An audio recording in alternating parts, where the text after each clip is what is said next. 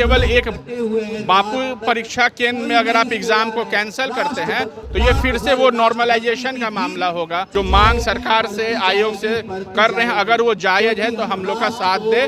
Paper के माध्यम से, न्यूज़ के माध्यम से धांधली को देखे हैं तो हम लोग के ये बर्दाश्त के बाहर है कि आखिर बिहार में ऐसा क्यों हो रहा है कि 11 लोग को स्पेशल ट्रीटमेंट मिला है, मटन चिकन खिला के एग्जाम लिया गया है, तो उन पे अभी तक कार्रवाई क्यों नहीं हुई।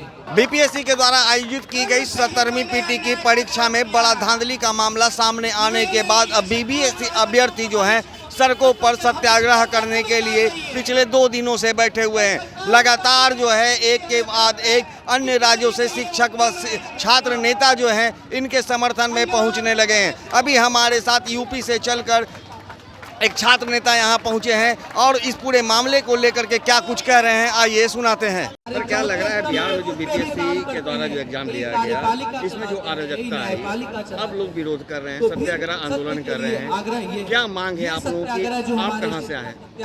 देखिए, मैं बनारस हिंदू यूनिवर्सिटी का प्रोडक्ट हूँ और मैं बनारस से भी जुड़ा हुआ हूँ, बीएचयू से भी जुड़ा हुआ हूँ। और ये आज का ये आंदोलन नहीं है, हम लोग 2 दिसंबर से आंदोलन कर रहे हैं और अब उस आंदोलन को हम लोगों ने सत्याग्रह का नाम दिया है ताकि पुलिस भी हम लोग पे लाठीचार्ज न कर सके। हम लोग को सरकार से और आयोग से ये मांग है कि ये जो बीपीएससी का 13 दिसंबर को एग्ज़ाम हुआ था इसमें जो भी परेशानियां आई हैं हम लोग सरकार के समक्ष और आयोग के समक्ष उन एविडेंसेस को रखना चाहते हैं।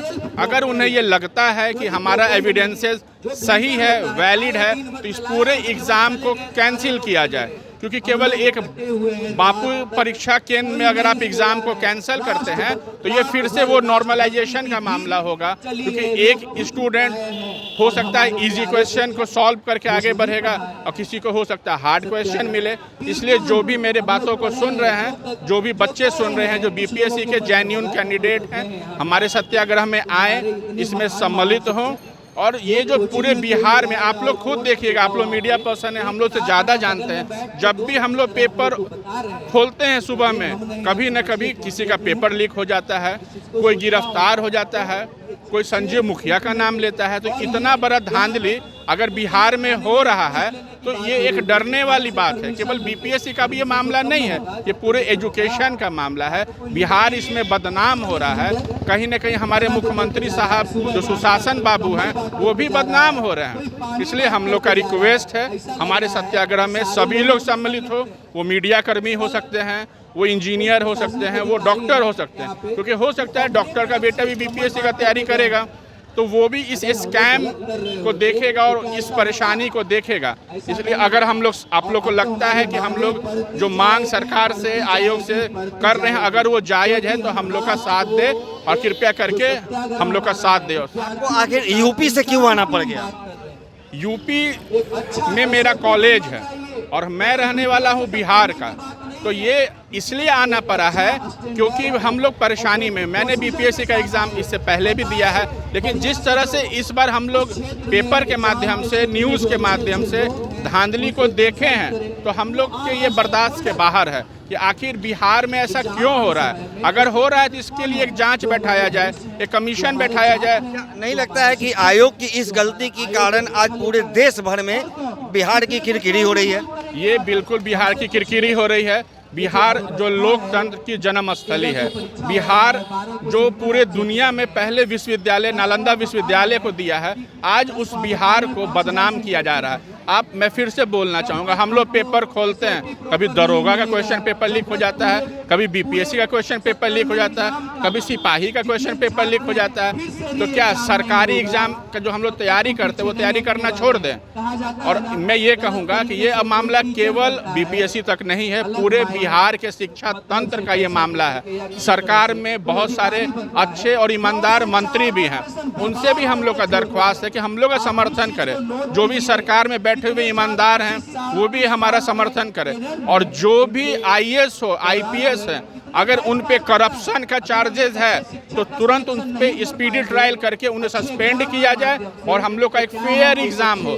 हम लोग ये नहीं कह रहे हैं कि हम लोग को जल्दी से आप SDM बना दीजिए, DSP बना दीजिए। हम लोग तो कह रहे हैं कि एक फेयर एग्ज़ाम हो और उसके बाद आपको अगर सही लगे तो हम लोग अगर सही है तो हम लोग को एक मौका और दिया जाए। मुजफ्फरपुर से हैं हम। क्या समस्या हो रही है आपको सत्याग्रह में? सर समस्या ही समस्या है।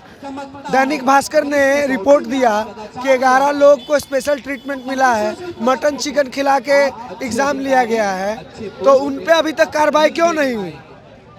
जब आप 11:01 पे किसी बच्चे को घुसने नहीं देते हैं, उनके पेरेंट्स पैर पे पड़ते हैं कि घुसने दीजिए, लेकिन आप घुसने नहीं देते हैं, तो 12:01 पे हम पेपर क्यों लेंगे?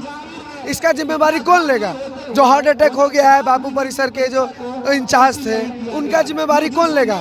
193 पेपर आप भेज रहे हैं, 293 बच्चे के आगे 193 पेपर, इसका जिम्मेवारी कौन लेगा? हम लोग एग्जाम देते रहे, हम लोग यहाँ मरते रहे, कोई सुनने वाला है?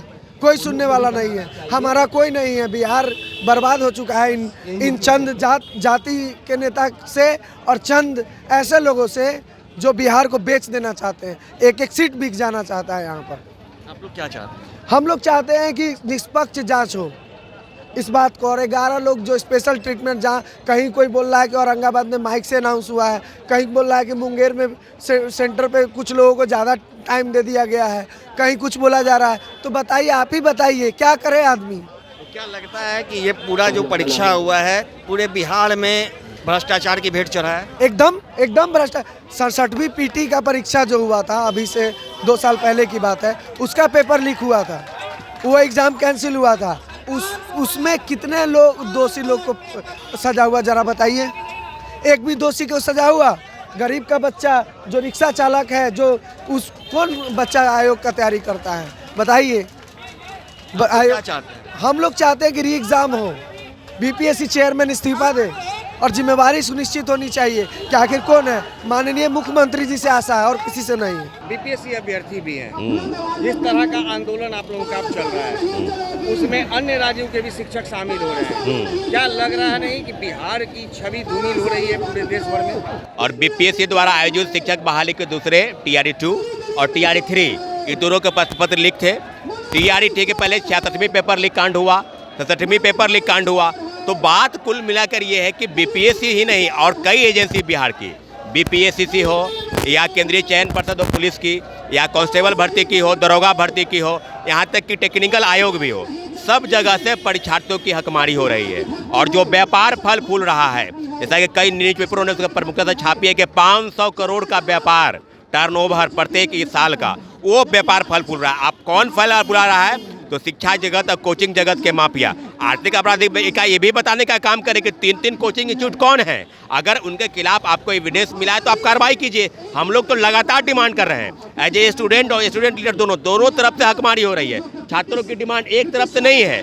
आप 4,80,000 परीक्षार्थियों की एक ही डिमांड है कि दोबारा परीक्षा सभी केंद्रों पर आयोजित हो। जैसा कि आपने सुना, ये छात्र नेता BHU से आए हैं। इनका कहना है कि बिहार में जिस तरह से आयोग पर सवाल उठाए जा रहे हैं, उसे देखते हुए आज हमें यूपी से चलकर पटना की इस धरती पे आना पड़ा है।